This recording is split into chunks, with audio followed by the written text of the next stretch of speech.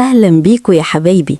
عايزة أحكي لكم حكاية، وخير الكلام ما نبدأ بيه بالصلاة على سيدنا وحبيبنا محمد عليه الصلاة والسلام. الشمس كانت بتميل ناحية الغروب، ورمية نور برتقاني تقيل على حيطان بيتنا الحجري، وشعاع نور قدر يتسلل من الشباك وينور وش ياسمين وعمر وهم بيلعبوا على السجادة العجمي القديمة.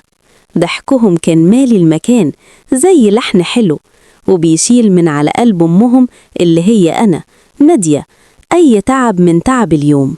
كنت بتحرك في مملكتي الصغيرة دي زي الفراشة، وريحة الأكل الحلو اللي بعمله لجوزي سليم حب الأول والأخير وسيد البيت ده طلع من المطبخ. البيت ده كان بالنسبة لي أمان وسكينة.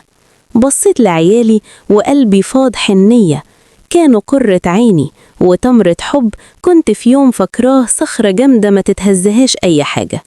سليم كان هو دنيتي، راجل حبيته بكل ما فيا وشفت فيه الحصن والسند.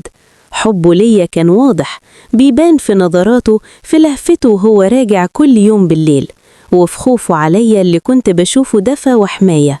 لكنه كان خوف شايل جواه نار خفية، غيرة بتحرق. كنت بطنشها وبفسرها دايما على إنها حب زيادة. لما الباب اتفتح ودخل سليم، العيال جريوا عليه زي العصفورين الصغيرين، حضنهم وبسهم، وبعدين رفع عينيه وبصلي. كنت واقفة على عتبة المطبخ وعلى بقي ابتسامة منورة زي الشمس. قرب مني وطبع على جبيني بوسة حنينة وهو بيهمس: ربنا يخليكي ليا يا روحي. حسيت وقتها إني ملكت الدنيا.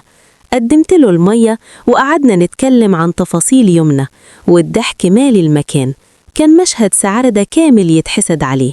وفي وسط الهدوء ده جرس التليفون الأرضي رنة قطعت السكينة. قمت أرد وموبايلي كان محطوط على الشاحن. ألو؟ أيوة. يا فارس، إزيك؟ سنين طويلة ما سمعتش صوتك. ابتسامة سليم اتجمدت على شفايفه وهو بيسمع. اسم راجل غريب، وضحكتي العفوية اللي في ودانه في اللحظة دي كانت نشاز ومريبة. فارس ده كان زميلي القديم أيام الجامعة، اتصل يسأل على صديقة مشتركة، سمع إنها عيانة. كانت مكالمة بريئة وقصيرة، ما عدتش كام دقيقة، فيها شوية كلام عن ذكريات حلوة ودعوة بالخير. لكن سليم ما شافش منها غير اللي شيطان الغيرة بتاعه حب يشوفه. خلصت المكالمة ورجعت مكاني بنفس الابتسامة المنورة، بس اتخبطت في حيطة من السكوت البارد. وش سليم كان مكشر وعينيه بتبصلي ببصة غريبة عمري ما شفتها، بصة فيها شك واتهام. مين اللي كان على التليفون؟ سأل بصوت أجش ما فيهوش أي ود. جاوبت بعفوية: ده فارس زميلي في الجامعة، فاكر؟ كنت حكيت لك عنه مرة، بيسأل على صديقة مشتركة سمع إنها عيانة. قاطعني بحدة: وليه يتصل بيكي انتي على تليفون البيت؟ ما عندوش صحاب تانيين يسألهم؟ وليه كل الضحك ده وكأنكو؟ وسكت وساب الكلمة الأخيرة المسمومة طايرة في الهوا بينا. قلبي اتقبض، الدفى كله اتبخر فجأة وجي مكانه تلج.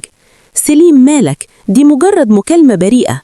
الست المحترمة المتجوزة ما تضحكش الضحك ده، قالها وهو بيقوم من مكانه كأنه مش طايق يقعد جنبي.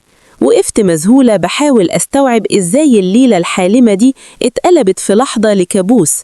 بصيت لوشه اللي من شوية كان كله حب، دلوقتي شايفاه قناع غريب لراجل معرفوش. دي كانت أول مرة أحس فيها إن غيرة سليم مش حب، دي شرارة صغيرة في حقل قش ناشف، مستنية بس شوية هوا خبيث عشان تولع حريقة تاكل الأخضر واليابس. في الليلة دي العيال ناموا مبسوطين، لكن ظل طويل من الشك كانت رمى بين أبوهم وأمهم، وأنا المسكينة ما كنتش أعرف إنه مش هيزول أبداً. يا دوب عدى أسبوع على ليلة الشك الأولى، وسحابة الشك بدأت ترمي بظلالها التقيلة على روح سليم. كان بيحاول على قد ما يقدر يطرد الهواجس دي ويقنع نفسه إنها مجرد غيرة عابرة، وإني أنا نادية بتاعته طاهرة ونقية. لكن بذرة الشك لو اتزرعت في أرض الغيرة بتكبر بسرعة شيطانية وتضعب جذورها في أعمق حتة في القلب. والفرصة جت للوشاية عشان تسقي البذرة دي. أميرة أخت سليم الكبيرة كانت ست ملامحها حادة، وفي عينيها نظرة ما تتهش، نظرة واحدة مش راضية عن اسمتها في الحياة.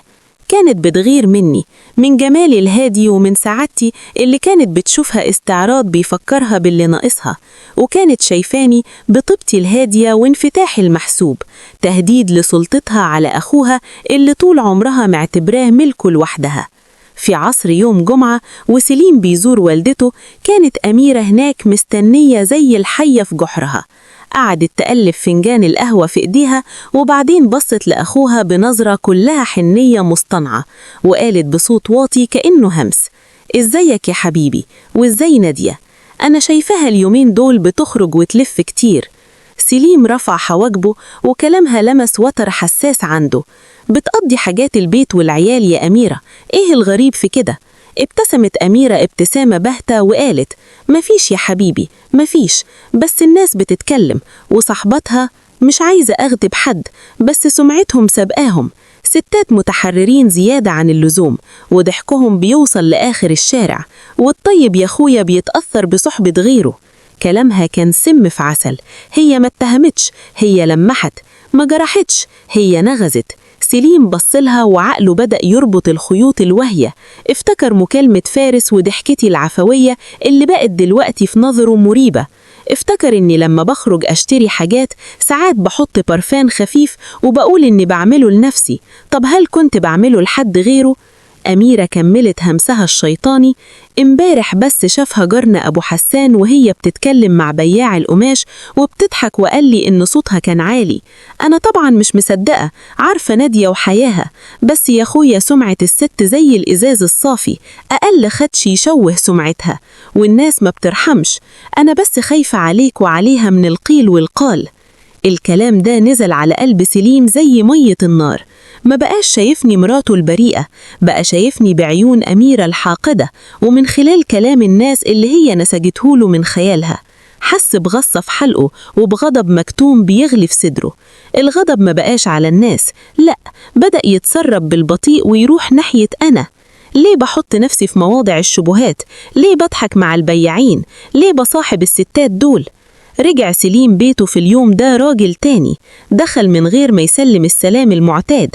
عينيه كانت زي عيون الصقر اللي بيدور على فريسة، بيفحص كل حركة مني، كل نظرة، كل كلمة. ولما استقبلته بالابتسامة المعتادة ما شافش فيها حب، شاف فيها قناع بيخبي سر. وقفت قدامه وحسيت بالبرود اللي حواليه، فسألته بقلق: سليم، كل شيء تمام؟ شكلك تعبان. بص في عينيا كتير وبعدين قال بجمود: كنت فين امبارح الظهر؟ الدم نشف في عروقي. ما فهمتش سبب السؤال اللي جه زي السهم المسموم، بس جاوبت بصدق: كنت في السوق بشتري قماش لستاير أوضة الأولاد. بصلي بشك وقال: لوحدك؟ جالي ذهول من طريقة الافتجواب دي، بس روحي الطيبة ما كانتش لسه مدركة عمق الحفرة اللي بدأت توسع بينا. جاوبت بهدوء بحاول أمتص غضبه الغامض: أيوة يا سليم، لوحدي.